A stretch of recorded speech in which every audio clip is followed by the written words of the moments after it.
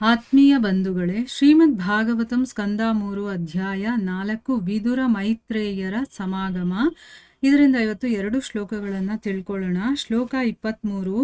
ಶ್ರೀ ಶುಕ ಉವಾಚ ಇತ್ಯುದ್ಧವಾದುಪಾಕರ್ಣ್ಯ ಸುಹೃದಾಂ ದುಸ್ಸಹಂ ವಧಂ ಜ್ಞಾನೇನಾಶಮಯತ್ ಕ್ಷತ್ತ ಶೋಕಮುತ್ಪತಿತಂ ಬುಧಃ. ಅನುವಾದ: ಶ್ರೀ ಶುಕಮುನಿಗಳು ಹೇಳಿದರು, ವಿದುರನು ಉದ್ಧವನಿಂದ ತನ್ನ ಎಲ್ಲ ಮಿತ್ರರು ಮತ್ತು ಬಂಧುಗಳ ಸರ್ವನಾಶದ ವಿಚಾರವನ್ನು ಕೇಳಿದನು. ವಿದ್ವಾಂಸನಾದ ವಿದುರನು ತಡೆಯಲಸಾಧ್ಯವಾದ ಅಗಲಿಕೆಯ ಶೋಕವನ್ನು ತನ್ನ ದಿವ್ಯ ಜ್ಞಾನದ ಬಲದಿಂದ ಉಪಶಮನಗೊಳಿಸಿಕೊಂಡನು. ಶ್ಲೋಕ 24.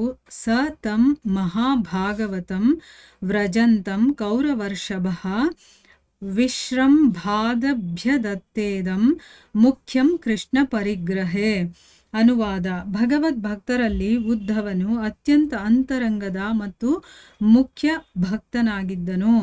ಅವನು ಹೊರಟು ಹೋಗುತ್ತಿದ್ದಾಗ ವಿದುರನು ಸ್ನೇಹ ಮತ್ತು ವಿಶ್ವಾಸದಿಂದ ಅವನನ್ನು ಪ್ರಶ್ನಿಸಿದನು. ಇವು ಶ್ಲೋಕಗಳು ಮತ್ತು ಅವುಗಳ ಅನುವಾದ. ಈಗ ಭಾವಾರ್ಥದ ಮೂಲಕ ನಾವು ಇದರ ಅರ್ಥವನ್ನು ತಿಳ್ಕೊಳ್ಳೋದಕ್ಕೆ ಪ್ರಯತ್ನ ಮಾಡೋಣ. ಓದ ಭಾಗದಲ್ಲಿ ನಾವೇನು ತಿಳ್ಕೊಂಡ್ವಿ? ಉದ್ಧವರು ವಿದುರರಿಗೆ ಹೇಳ್ತಾರೆ, ಭಗವಂತನ ದರ್ಶನಕ್ಕೆ ನಾನು ಹುಚ್ಚನಾಗ್ಬಿಟ್ಟಿದ್ದೀನಿ. ಆ ದರ್ಶನದಲ್ಲಿ ಒಂದು ಆನಂದ ಸಿಗುತ್ತಲ್ಲ, ಅದಕ್ಕೆ ನಾನು ಹುಚ್ಚನಾಗ್ಬಿಟ್ಟಿದ್ದೀನಿ. ಅದನ್ನ ನಾನು ಶಮನ ಮಾಡ್ಕೊಳ್ಳೋದಕ್ಕೆ ಬದರಿಕಾಶ್ರಮಕ್ಕೆ ಹೊರಟಿದ್ದೀನಿ. ಭಗವಂತ ಹೇಳಿದಾನೆ, ಅಲ್ಲಿ ನಾನು ಸಿಗ್ತೀನಿ ಅಂತಂದ್ಬಿಟ್ಟು ಅಲ್ಲಿ ನಾನು ಅವನ ಒಡನಾಟ ಸಿಗತ್ತೆ ಅಂದ್ಕೊಂಡು ನಾನು ಹಿಮಾಲಯದಲ್ಲಿರುವಂಥ ಬದರಿಕಾಶ್ರಮಕ್ಕೆ ಹೊರಟಿದ್ದೀನಿ. ಬದರಿಕಾಶ್ರಮದಲ್ಲಿ ಭಗವಂತ ನರನಾರಾಯಣ ಅನ್ನುವಂಥ ಋಷಿಗಳಾಗಿ ಅವತರಿಸಿದ್ದಾನೆ. ಅಲ್ಲಿ ಎಲ್ಲರಿಗೂ ಒಳಿತಾಗಲಿ ಸ್ನೇಹಜೀವಿಗಳಿಗೆ ಅಂತಂದ್ಬಿಟ್ಟು ತಪಸ್ಸನ್ನು ಮಾಡ್ತಾ ಇದ್ದಾನೆ ಅಂತ ಹೇಳ್ತಾರೆ. ಈಗ ಈ ಶ್ಲೋಕದಲ್ಲಿ ಶ್ರೀ ಶುಕಮುನಿಗಳು ಹೇಳ್ತಾರೆ, ವಿದುರ ಉದ್ಧವನಿಂದ ತನ್ನ ಎಲ್ಲ ಮಿತ್ರರು ಮತ್ತೆ ಬಂಧುಗಳ ಸರ್ವನಾಶದ ವಿಚಾರವನ್ನ ಕೇಳ್ಕೊಳ್ತಾನೆ. ಅಂದ್ರೆ ಈಗ ಗೊತ್ತಾಗುತ್ತೆ ಅವನಿಗೆ, ಎಲ್ಲರೂ ನಾಶ ಆಗ್ತಾರೆ, ಯಾರ್ಯಾರು ಸಾಯ್ತಾರೆ ಅದರಲ್ಲಿ ಅನ್ನೋದೆಲ್ಲ ಗೊತ್ತಾಗುತ್ತಲ್ಲ. ಅದನ್ನೆಲ್ಲ ತಿಳ್ಕೊಂಡು ವಿದ್ವಾಂಸನಾಗಿರುವಂಥ ವಿದುರ ಅಂತಂದ್ರೆ ಅವನಿಗೆ ಜ್ಞಾನ ಇದೆ, ಎಲ್ಲ ತಿಳುವಳಿಕೆ ಇರೋದ್ರಿಂದ ಅವನು ತಡೆಯಕ್ ಆಗದೆ ಇರುವಂತಹ ಆ ಅಗಲಿಕೆಯ ಶೋಕವನ್ನ ಎಲ್ಲರೂ ನಾಶ ಆಗ್ತಾರೆ ಅಂದಮೇಲೆ ಹೇಗೆ ತಡ್ಕೊಳಕ್ಕಾಗುತ್ತೆ? ತಾನು ಇಷ್ಟಪಡುವಂಥ ಜನರೆಲ್ಲ ಹೊರಟೋಗ್ತಾರಲ್ಲ ಅನ್ನುವಂಥ ಒಂದು ಶೋಕ ಅವನಿಗೆ ತಡ್ಕೊಳಕ್ಕಾಗಲ್ಲ. ಆದರೂ ಕೂಡ ಅವನು ತನ್ನ ದಿವ್ಯ ಜ್ಞಾನದ ಬಲದಿಂದ ಅವನು ಅದನ್ನು ಸಮಾಧಾನ ಮಾಡ್ಕೊಳ್ತಾನೆ. ಅಂದರೆ ಉಪಶಮನ, ಅಂದರೆ ಅದನ್ನು ಸಮಾಧಾನ ಮಾಡಿಕೊಂಡು ಆ ನೋವನ್ನು ತಡ್ಕೊಳ್ತಾನೆ ಅನ್ನೋದನ್ನು ಇಲ್ಲಿ ಹೇಳ್ತಾ ಇದ್ದಾರೆ. ಈಗ ಭಾವಾರ್ಥದಲ್ಲಿ ಗುರುಗಳು ಏನು ಹೇಳಿದ್ದಾರೆ ಅಂತ ತಿಳ್ಕೊಳ್ಳೋಣ. ಕುರುಕ್ಷೇತ್ರ ಯುದ್ಧದ ಪರಿಣಾಮವಾಗಿ ವಿದುರನ ಸ್ನೇಹಿತರು ಮತ್ತು ಬಂಧುಗಳೆಲ್ಲರ ನಾಶವಾಯಿತು. ಯದುವಂಶವೂ ನಿರ್ನಾಮವಾಯಿತು. ಶ್ರೀಕೃಷ್ಣನೂ ನಿರ್ಗಮಿಸಿದನು. ಈಗ ವಿಚಾರಗಳನ್ನು ವಿದುರನಿಗೆ ತಿಳಿಸಲಾಯಿತು. ಇವೆಲ್ಲವೂ ಅವನನ್ನು ತಾತ್ಕಾಲಿಕ ವಿಯೋಗ ದುಃಖಕ್ಕೆ ಒಳಗು ಮಾಡಿದವು. ಆದರೆ ಅವನು ದಿವ್ಯಜ್ಞಾನದಲ್ಲಿ ಬಹು ಮೇಲ್ಮಟ್ಟದವನಾದುದರಿಂದ ಆ ತಿಳುವಳಿಕೆಯಿಂದ ತನ್ನನ್ನು ಸಮಾಧಾನ ಪಡಿಸಿಕೊಳ್ಳಲು ಸಮರ್ಥನಾಗಿದ್ದನು. ನೋಡಿ, ಕುರುಕ್ಷೇತ್ರ ಯುದ್ಧ ನಡೆಯುತ್ತಲ್ಲ, ಅದರ ಪರಿಣಾಮ ಏನಾಯಿತು? ವಿದುರನ ಸ್ನೇಹಿತರು ಯಾರಿದ್ರೋ, ಬಂಧುಗಳು ಯಾರಿದ್ರೋ ಎಲ್ಲರೂ ಸತ್ತು ಹೋಗ್ತಾರೆ. ಯದುವಂಶನೂ ಕೂಡ ನಾಶ ಆಗ್ಬಿಡುತ್ತೆ. ಈಗ ಕೃಷ್ಣನೂ ಹೊರಟೋಗ್ತಾ ಇದ್ದಾನೆ. ಇನ್ನು ದುಃಖ ಆಗದೆ ಇರತ್ತಾ? ಈ ವಿಚಾರ ಎಲ್ಲ ವಿದುರನಿಗೆ ಗೊತ್ತಾಗತ್ತೆ. ಅದೆಲ್ಲ ಒಂದು ತಾತ್ಕಾಲಿಕ ವಿಯೋಗ ದುಃಖ. ಅಂದರೆ ಇವರೆಲ್ಲ ಭಗವಂತನ ಸೇವೆ ಮಾಡೋದಕ್ಕೆ ಮೇಲಿಂದ ಇಲ್ಲಿಗೆ ಬಂದಿರ್ತಾರಲ್ವಾ, ಸೊ ಗೊತ್ತು, ನಾನು ಈಗ ಇವತ್ತಲ್ಲ ನಾಳೆ ಹೋಗಬೇಕು ಅಲ್ಲಿಗೆ. ಸೊ ಈಗ ನನ್ನಿಂದ ಇವರೆಲ್ಲ ದೂರ ಆಗಿರ್ಬೋದು. ಅದೆಲ್ಲ ತಾತ್ಕಾಲಿಕವಾಗಿ ನಾವು ವಿಯೋಗ ಅಂತ ಹೇಳೋದು. ಆದರೂ ಕೂಡ ಒಂದು ದುಃಖ ಅನ್ನೋದು ಆಗತ್ತೆ ಅವನಿಗೆ ಸ್ವಲ್ಪ ಮಟ್ಟಿಗೆ. ಆದರೆ ಅವನು ದಿವ್ಯ ಜ್ಞಾನದಲ್ಲಿ ಒಂದು ಉನ್ನತವಾದಂತಹ ಮಟ್ಟದಲ್ಲಿ ಇದ್ದಿದ್ದರಿಂದ ಇದೆಲ್ಲ ಗೊತ್ತು ಅವನಿಗೆ. ಆದರೂ ಜೊತೆಲಿರ್ತೀವಲ್ವ, ಅದರಿಂದ ಸ್ವಲ್ಪ ದುಃಖ ಆಗುತ್ತೆ. ಆದರೂ ಕೂಡ ತಿಳುವಳಿಕೆ ಇದ್ದ ಕಾರಣದಿಂದ ಅವನು ತನ್ನನ್ನು ತಾನು ಸಮಾಧಾನ ಪಡಿಸ್ಕೊಳ್ತಾನೆ ಮತ್ತು ಆ ರೀತಿ ಸಮಾಧಾನ ಮಾಡ್ಕೊಳ್ಳೋದಕ್ಕೆ ಅವನಿಗೆ ಆಗುತ್ತೆ. ಭಗವದ್ಗೀತೆಯಲ್ಲಿ ಹೇಳಿದಂತೆ ದೈಹಿಕ ಸಂಬಂಧಗಳ ದೀರ್ಘಕಾಲದ ಒಡನಾಟದ ದೆಸೆಯಿಂದ ಬಂಧು ಮಿತ್ರರ ನಾಶವಾದಾಗ ವಿಯೋಗ ದುಃಖ ಉಂಟಾಗುವುದು ಆಶ್ಚರ್ಯವೇನಲ್ಲ. ಆದರೆ ಶ್ರೇಷ್ಠ ದಿವ್ಯಜ್ಞಾನದಿಂದ ಅಂತಹ ಅಗಲಿಕೆಯ ವ್ಯಥೆಯನ್ನು ಅಡಗಿಸುವ ಕಲೆಯನ್ನು ಕಲಿಯಬೇಕು. ನೋಡಿ ಎಷ್ಟು ಚೆನ್ನಾಗಿ ಹೇಳಿದ್ದಾರೆ. ಭಗವದ್ಗೀತೆನ ಚೆನ್ನಾಗಿ ಅರ್ಥ ಮಾಡ್ಕೊಂಡ್ಬಿಟ್ರೆ ನಾವು, ನಮಗೆ ಈ ವಿಯೋಗ, ಈ ದುಃಖ ಅನ್ನೋದೆಲ್ಲ ಯಾವುದು ಮ್ಯಾಟ್ರ್ ಆಗಲ್ಲ. ಅಂದರೆ ಏನು, ದುಃಖನೇ ಆಗೋದಿಲ್ವಾ ವಿಯೋಗ ಆದಾಗ ಅಥವಾ ನಮ್ಮವ್ರನ್ನ ಕಳ್ಕೊಂಡಾಗ ಅಂತಂದರೆ ಆಗುತ್ತೆ, ಇಲ್ಲ ಅಂತಲ್ಲ. ಯಾಕಂದರೆ ಈ ಒಂದು ದೇಹ ಪಡೆದಿರೋದ್ರಿಂದ ಈ ದೇಹಕ್ಕೆ ಸಂಬಂಧಪಟ್ಟವ್ರಲ್ವಾ, ಆಗುತ್ತೆ. ಆದರೆ ತಕ್ಷಣ ನಾವು ಅದರಿಂದ ಹೊರಗಡೆ ಬರೋದಕ್ಕೂ ಆಗುತ್ತೆ. ಭಗವದ್ಗೀತೆನ ಚೆನ್ನಾಗಿ ಅದಕ್ಕೆ ತಿಳ್ಕೋಬೇಕು ಫಸ್ಟ್ ನಾವು. ಈಗ ದೇಹದ ಸಂಬಂಧ ದೀರ್ಘಕಾಲದಲ್ಲಿ ಅವ್ರ ಜೊತೆ ದೇಹದ ಸಂಬಂಧ ಇರೋದ್ರಿಂದ ಅವ್ರ ಜೊತೆ ಹೆಚ್ಚು ಕಾಲ ನಾವು ಕಾಲ ಕಳೆದಿರ್ತೀವಿ, ಅವ್ರ ಜೊತೆ ಓಡಾಡಿರ್ತೀವಿ, ಮಾತಾಡಿರ್ತೀವಿ, ಇದೆಲ್ಲ ಕೆಲಸಗಳನ್ನ ಮಾಡಿರೋದ್ರಿಂದ ಬಂಧು ಮಿತ್ರರು ಏನಾದರೂ ನಮ್ಮಿಂದ ದೂರ ಆದಾಗ ಅಥವಾ ಅವ್ರಿಗೇನಾದರೂ ತೊಂದರೆ ಆದಾಗ, ಅವ್ರಿಗೇನಾದರೂ ದುಃಖ ಆದಾಗ, ನಮಗೆ ಅವ್ರ ವಿಯೋಗದಿಂದ ದುಃಖ ಆಗೋದಂತೂ ಖಂಡಿತ ಆಶ್ಚರ್ಯನೇ ಇಲ್ಲ ಅದರಲ್ಲಿ. ಆದರೆ ಶ್ರೇಷ್ಠ ದಿವ್ಯ ಜ್ಞಾನ ಇರುತ್ತಲ್ಲ, ಅದೇನು ಮಾಡುತ್ತೆ ಅಂತಂದರೆ ಅಂಥ ಅಗಲಿಕೆಯ ವ್ಯಥೆ ಇರುತ್ತಲ್ಲ, ಅಂದರೆ ಅದರಿಂದ ನಮಗೆ ತೊಂದರೆ, ನೋವು ಇದೆಲ್ಲ ಆಗುತ್ತಲ್ವ, ಆ ವ್ಯಥೆಯನ್ನ ಅಡಗಿಸುವಂಥ ಕಲೆಯನ್ನ ಅದು ಕಲಿಸುತ್ತೆ ನಮಗೆ. ಅದಕ್ಕೋಸ್ಕರ ದಿವ್ಯ ಜ್ಞಾನ ಅನ್ನೋದು ನಮಗಿರಬೇಕು. ಆ ಜ್ಞಾನದ ಅಭಾವದ ಕಾರಣದಿಂದನೇ ಈಗ ಅರ್ಜುನ ಅಲ್ಲಿ ತನ್ನವರನ್ನೇ ತಾನು ಕೊಲ್ಲಬೇಕಲ್ಲ ಅಂತ ಅವನು ಎಷ್ಟು ತಲೆ ಕೆಡಿಸ್ಕೊಂಡು ಯುದ್ಧ ಮಾಡಲ್ಲ ಅಂತೆಲ್ಲ ಮಾಡ್ತಾನೆ. ಆಗ ತಾನೇ ಭಗವದ್ಗೀತೆ ಹೇಳಿರೋದು. ಭಗವದ್ಗೀತೆನ ಕೇಳಿದ ಮೇಲೆ ಅವನಿಗೇನಾಗುತ್ತೆ, ನನಗೆ ಈಗ ಜ್ಞಾನೋದಯ ಆಗಿದೆ, ನೀನೇನು ಹೇಳ್ತೋ ಅದನ್ನು ಮಾಡ್ತೀನಿ ಅಂತ ಹೇಳ್ತಾನಲ್ಲ, ಆ ರೀತಿ ಜ್ಞಾನೋದಯ ನಮಗೂ ಆಗಬೇಕು. ಅದಕ್ಕೆ ಭಗವದ್ಗೀತೆನ ಓದಬೇಕು, ಆಮೇಲೆ ಭಾಗವತವನ್ನು ಕೇಳಬೇಕು. ಮೊದಲು ಭಗವದ್ಗೀತೆ ಅರ್ಥ ಮಾಡಿಕೊಂಡು ಆಮೇಲೆ ಭಾಗವತವನ್ನು ನಾವು ಕೇಳಬೇಕು. ಇಲ್ಲಿ ಆ ಒಂದು ಸುಂದರವಾದ ಕಲೆ ನಮಗೆ ಬರುತ್ತೆ, ಹೇಗೆ ಆ ದುಃಖಗಳನ್ನು ಒಳಗಡೆ ಅಡಗಿಸ್ಕೊಳ್ಳೋದು ಅಥವಾ ನಾವು ಹೇಗೆ ಅದರಿಂದ ಹೊರಗಡೆ ಬರೋದು, ಅದನ್ನು ನಮಗೆ ಹೇಳ್ಕೊಡುತ್ತದು. ಶ್ರೀಕೃಷ್ಣನ ವಿಷಯವಾಗಿ ಉದ್ಧವ ಮತ್ತು ವಿದುರರ ನಡುವೆ ಸಂಭಾಷಣೆಯು ಸೂರ್ಯಾಸ್ತದ ಸಮಯದಲ್ಲಿ ಆರಂಭವಾಗಿತ್ತು. ಉದ್ಧವನ ಸಹವಾಸದಿಂದಾಗಿ ವಿದುರನು ತನ್ನ ಜ್ಞಾನದಲ್ಲಿ ಇನ್ನಷ್ಟು ಪ್ರಗತಿಯನ್ನು ಹೊಂದಿದನು. ನೋಡಿ, ಇಲ್ಲಿ ಕೃಷ್ಣನ ಬಗ್ಗೆ ಇವರು ಮಾತಾಡ್ತಾ ಇದ್ದಾರಲ್ಲ, ಸಂಭಾಷಣೆ ನಡೀತಾ ಇದೆಯಲ್ಲ ಉದ್ಧವ ಮತ್ತು ವಿದುರರ ನಡುವೆ, ಇದು ಯಾವಾಗ ನಡೀತು ಅಂತಂದರೆ ಸೂರ್ಯಾಸ್ತದ ಸಮಯದಲ್ಲಿ ಅವಾಗ ಆರಂಭ ಆಯಿತು. ಈಗ ಉದ್ಧವನ ಜೊತೆ ಇದ್ದಿದ್ರಿಂದ, ಅವನ ಸಹವಾಸ ಮಾಡಿದ್ರಿಂದ ವಿದುರ ಕೂಡ ತನ್ನ ಜ್ಞಾನದಲ್ಲಿ ಇನ್ನಷ್ಟು ಮುಂದುವರಿತಾನೆ. ಅದಕ್ಕೆ ಸತ್ಸಂಗ ಅನ್ನೋದು ಎಷ್ಟು ಇಂಪಾರ್ಟೆಂಟು ಅನ್ನೋದು ನಮಗಿಲ್ಲಿ ಗೊತ್ತಾಗುತ್ತೆ. ಈಗ ನಾವು ಯಾರೋ ಬೇಡದೇ ಇರೋರು ಸಹವಾಸ, ಅಂದರೆ ಐಹಿಕ ಪ್ರಪಂಚದಲ್ಲಿ ಮುಳುಗಿರ್ತಾರಲ್ಲ ಅಂಥವ್ರು ಸಹವಾಸ ಮಾಡಿದ್ರೆ ಏನಾಗುತ್ತೆ, ಇನ್ನಷ್ಟು ಐಹಿಕ ವಿಷಯಗಳು ನಮ್ಮ ತಲೆಗೆ ಹೋಗುತ್ತೆ. ಅದರಿಂದ ಬರೀ ನಮಗೆ ತೊಂದರೆಗಳು, ನೋವುಗಳೇ ಬರೋದೇ ಹೊರತು ಅದರಲ್ಲಿ ಶಾಂತಿ, ಸಮಾಧಾನ ಇದೆಲ್ಲ ನಮಗೆ ಸಿಗೋದಿಲ್ಲ. ಸೊ ಇಲ್ಲಿ ನಾವು ಅರ್ಥ ಮಾಡ್ಕೋಬೇಕಾಗಿರೋದು ಸತ್ಸಂಗ, ಸಜ್ಜನರ ಸಂಘ. ಅದು ಹೇಗಿರುತ್ತೆ, ಹೆಜ್ಜೇನು ಸವಿದಂತೆ. ಆ ರೀತಿಯ ಸಂಘವನ್ನು ಮಾಡಿದಾಗ ನಮ್ಮ ಆಧ್ಯಾತ್ಮಿಕ ಬೆಳವಣಿಗೆ ಏನಿದೆಯೋ ಅದು ಮುಂದಕ್ಕೆ ಹೋಗುತ್ತೆ, ಇನ್ನೂ ಸ್ವಲ್ಪ ಉನ್ನತ ಮಟ್ಟಕ್ಕೆ ಏರುತ್ತೆ. ಹೇಗೆ ಇಲ್ಲಿ ಉದ್ಧವನ ಸಹವಾಸ ಮಾಡಿದ್ರಿಂದ ವಿದುರರ ಜ್ಞಾನ ಇನ್ನಷ್ಟು ಪ್ರಗತಿ ಆಗುತ್ತೆ. ಮೊದಲೇ ವಿದುರರು ಜ್ಞಾನದಲ್ಲಿ ಮುಂದೆ ಇರುವಂಥವ್ರು, ಎತ್ತಿದ ಕೈ, ಉನ್ನತ ಮಟ್ಟದಲ್ಲಿರುವಂಥವ್ರು. ಆದರೆ ಉದ್ಧವ ಶುದ್ಧ ಭಕ್ತ, ಆ ಭಕ್ತಿಗೆ ಏನು ಬೇಕು, ಆ ಪ್ರೀತಿಗೆ ಏನು ಬೇಕು ಅನ್ನೋದು ಅವನಲ್ಲಿ ಇನ್ನಷ್ಟು ಜ್ಞಾನ ಇದೆ. ಅದರಿಂದ ಅದನ್ನು ಕೂಡ ಅವರು ತಿಳ್ಕೊಂಡು ಇನ್ನೂ ಒಂದು ಸ್ವಲ್ಪ ಮುಂದೆ ಉನ್ನತ ಮಟ್ಟಕ್ಕೆ ಹೋಗೋದಕ್ಕೆ ಅವರಿಗೆ ಸಹಾಯ ಆಯಿತು. ಅದಕ್ಕೋಸ್ಕರನೇ ಭಕ್ತರ ಸಹವಾಸವನ್ನು ಜಾಸ್ತಿ ನಾವು ಮಾಡಬೇಕು. ಬರೀ ತೋರಿಕೆ ಭಕ್ತರು ಇರ್ತಾರಲ್ಲ ಅಂಥವರ ಸಹವಾಸ ಮಾಡಿದ್ರೆ ತುಂಬ ಡೇಂಜರ್. ಅದು ಶುದ್ಧ ಭಕ್ತರು ಯಾರು ಸಿಗ್ಲಿಲ್ವಾ, ಇಂಥ ಧರ್ಮ ಗ್ರಂಥಗಳನ್ನು ಅಥವಾ ಸತ್ಸಂಗಗಳನ್ನು ಕೇಳೋದ್ರಲ್ಲಿ ನಮ್ಮ ಸಮಯವನ್ನು ನಾವು ಕಳಿಬೇಕು. ಆವಾಗ ನಮಗೆ ಒಳ್ಳೆ ರಿಸಲ್ಟ್ ಬರುತ್ತೆ ಅದರಿಂದ. ಆಯಿತಾ, ನಾನು ಎಷ್ಟು ಮಟ್ಟಿಗೆ ಬೆಳಿತೀನಿ ಅನ್ನೋದು ನನಗೂ ಗೊತ್ತಾಗುತ್ತೆ. ಅದನ್ನು ಅವಾಗವಾಗ ಚೆಕ್ ಮಾಡ್ಕೋಬೇಕು. ಈಗ ಮುಂದಿನ ಶ್ಲೋಕದಲ್ಲಿ ಏನು ಹೇಳ್ತಾ ಇದ್ದಾರೆ ಅಂತಂದರೆ, ಭಗವದ್ ಭಕ್ತರಲ್ಲಿ ಉದ್ಧವ ಅತ್ಯಂತ ಅಂತರಂಗದ ಭಕ್ತ ಮತ್ತು ಮುಖ್ಯ ಭಕ್ತನಾಗಿದ್ದ. ನೋಡಿ, ಅಂತರಂಗದ ಭಕ್ತ ಅಂತಂದರೆ ಭಗವಂತನಿಗೆ ತುಂಬ ಹತ್ತಿರವಾಗಿದ್ದಂಥವನು ಮತ್ತು ಮುಖ್ಯ ಭಕ್ತನಾಗಿದ್ದ ಅಂತ ಹೇಳ್ತಾ ಇದ್ದಾರೆ. ಅವನು ಹೊರಟು ಹೋಗ್ತಾ ಇರಬೇಕಾದ್ರೆ ವಿದುರ ಸ್ನೇಹ ಮತ್ತು ವಿಶ್ವಾಸದಿಂದ, ಈಗ ಉದ್ಧವ ನಾನು ಬದರಿಕಾಶ್ರಮಕ್ಕೆ ಹೋಗ್ತೀನಿ ಅಂತ ಅಂದ್ಬಿಟ್ಟು ಇನ್ನೇನು ಹೊರಡೋದ್ರಲ್ಲಿ ಇರ್ತಾರೆ.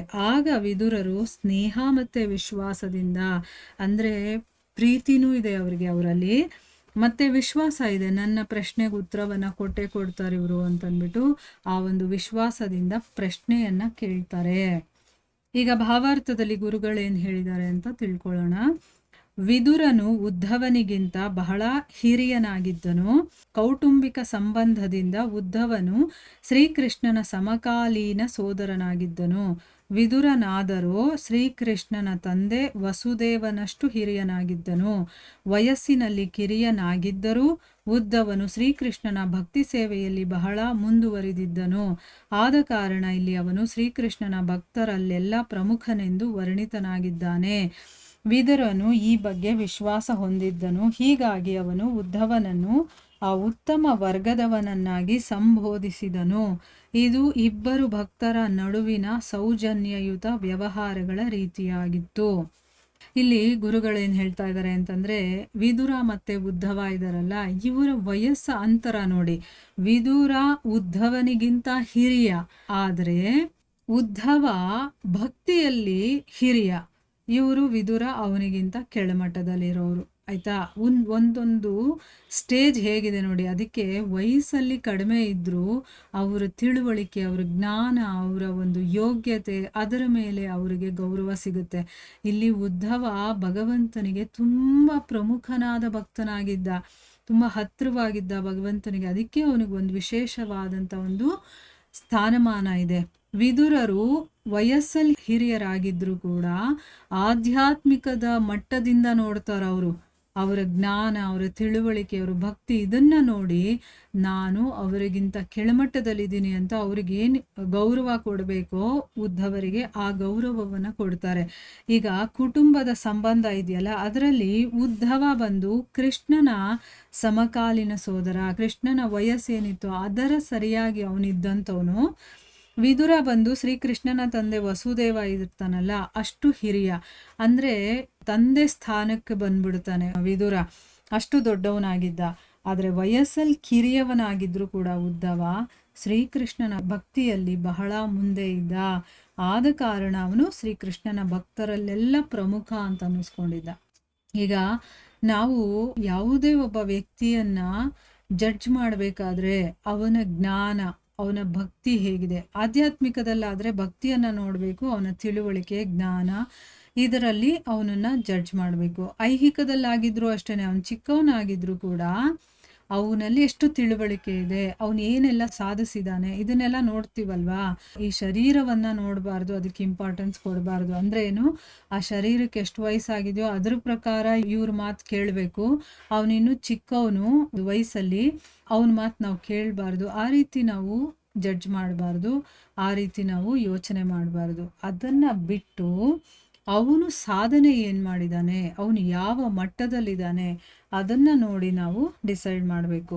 ಸೊ ಇಲ್ಲಿ ಉದ್ಧವ ಭಗವಂತನ ಭಕ್ತಿಯಲ್ಲಿ ಮುಂದುವರೆದಿದ್ದಂಥವನು, ಆ ಭಕ್ತರಲ್ಲೆಲ್ಲ ಪ್ರಮುಖನಾಗಿದ್ದಂಥವನು. ಅದಕ್ಕೋಸ್ಕರನೇ ವಿದುರ ಇದರ ಬಗ್ಗೆ ಅವನಿಗೆ ತುಂಬ ವಿಶ್ವಾಸ ಇತ್ತು. ಹೀಗಾಗಿ ಅವನೇನು ಮಾಡ್ತಾನೆ, ಉದ್ಧವನನ್ನ ಉತ್ತಮ ವರ್ಗದವನನ್ನಾಗಿ, ನೀವು ಉತ್ತಮ ವರ್ಗಕ್ಕೆ ಸೇರಿರುವಂಥವರು, ಭಗವದ್ ಭಕ್ತರಲ್ಲಿ ಅತ್ಯಂತ ಹತ್ತಿರವಾಗಿ, ಶುದ್ಧವಾಗಿ, ಮತ್ತೆ ಒಂದು ಉನ್ನತ ಸ್ಥಿತಿಯಲ್ಲಿ ಇರುವಂಥವ್ರು ಅಂತ ಸಂಬೋಧನೆ ಮಾಡಿ ಕರೀತಾರೆ. ಇದು ಇವರಿಬ್ಬರ ಭಕ್ತರು ಇರ್ತಾರಲ್ಲ, ಅವರು ನಡುವೆ ಇರುವಂಥ ಸೌಜನ್ಯತೆ. ಈಗ ನಾವು ದೇವಸ್ಥಾನಗಳಲ್ಲಿ ನೋಡ್ತೀವಿ, ಭಕ್ತಿ ಭಕ್ತಿ ಅಂದ್ಕೊಂಡು ಹೋಗ್ತಾರೆ, ಆಮೇಲೆ ಸೇವೆಗಳು ಮಾಡ್ತೀವಿ ಅಂತ ಹೋಗ್ತಾರೆ. ಆದರೆ ಅಲ್ಲಿ ಬರೀ ಪಾಲಿಟಿಕ್ಸ್ ನಡೀತಾ ಇರುತ್ತೆ. ನಾನು ಮೇಲು ನೀನು ಮೇಲು ಅಂದ್ಕೊಂಡು ಒಬ್ರಿಗೊಬ್ಬರು ಕಿತ್ತಾಡ್ಕೊಳ್ತಾ ಇರ್ತಾರೆ. ಇದು ನಿಜವಾಗ್ಲೂ ಭಕ್ತಿ ಅಲ್ಲ. ಅದು ಈ ಐಹಿಕ ಪ್ರಪಂಚಕ್ಕೆ ಸೇರಿರುವಂಥದ್ದು. ದೇವಸ್ಥಾನ ಅನ್ನೋದು ಒಂದು ಹೆಸರಷ್ಟೇನೆ. ಅಲ್ಲೂ ಹೋಗಿ ಈ ಐಹಿಕದಲ್ಲಿ ಹೇಗೆ ಕಿತ್ತಾಡ್ತಾರೋ ಆ ರೀತಿ ಕಿತ್ತಾಡ್ತಾರೆ ಅಲ್ವಾ. ಆ ರೀತಿ ಮಾಡಬಾರ್ದು. ಆಮೇಲೆ ಇಲ್ಲಿ ನಾನು ಅಷ್ಟು ವರ್ಷದಿಂದ ಮಾಡ್ತಾ ಇದ್ದೀನಿ, ಸೊ ನನಗೆ ಗೌರವ ಕೊಡಬೇಕು, ನಾನು ಇಷ್ಟು ವರ್ಷದಿಂದ ಮಾಡ್ತಾ ಇದ್ದೀನಿ, ನಾನೇ ಮುಂದೆ ಇರಬೇಕು, ಈ ರೀತಿ ಬೇರೆ ಬೇರೆ ರೀತಿಯ ಒಂದು ಜಗಳಗಳೆಲ್ಲ ಅಲ್ಲಾಗ್ತಾ ಇರುತ್ತೆ. ಆ ರೀತಿ ಎಲ್ಲ ನೋಡಿ, ಭಕ್ತಿ ಯಾರಲ್ಲಿರುತ್ತೋ ಅವ್ರು ಏನಿದ್ರು ಹೇಳ್ಕೊಳ್ಳೋದೇ ಇಲ್ಲ. ನಾನು ಭಗವಂತನನ್ನು ಇಷ್ಟು ಪ್ರೀತಿಸ್ತೀನಿ, ನಾನು ಇಷ್ಟು ಮಾಡ್ತೀನಿ ಸಾಧನೆ, ಅಷ್ಟು ಮಾಡ್ತೀನಿ, ಏನು ಹೇಳ್ಕೊಳ್ಳಲ್ಲ. ಯಾಕೆ, ಅದು ಭಗವಂತ ಮತ್ತು ಭಕ್ತನ ನಡುವೆ ಇರುವಂಥ ಒಂದು ಪ್ರೀತಿ, ಭಕ್ತಿ. ಅದನ್ನು ಬೇರೆಯವ್ರಿಗೆ ಹೇಳಬೇಕು ಅಂತ ಏನಿದೆ ಅಲ್ವಾ? ನನ್ನ ಮತ್ತು ಭಗವಂತನ ನಡುವೆ ಇರುವಂಥ ಒಂದು ಬಾಂಧವ್ಯ ಅದು, ಒಂದು ಭಾವನೆ ಅದು, ಅದನ್ನು ನಾನು ಭಗವಂತನಿಗೆ ವ್ಯಕ್ತಪಡಿಸ್ತೀನಿ. ಅವನು ನನಗೇನೋ ಒಂದು ರಿಯಾಕ್ಟ್ ಮಾಡ್ತಾನೆ ನನಗೆ, ಅಲ್ವಾ? ಒಂದು ಆನಂದವನ್ನು ಕೊಡ್ತಾನೆ.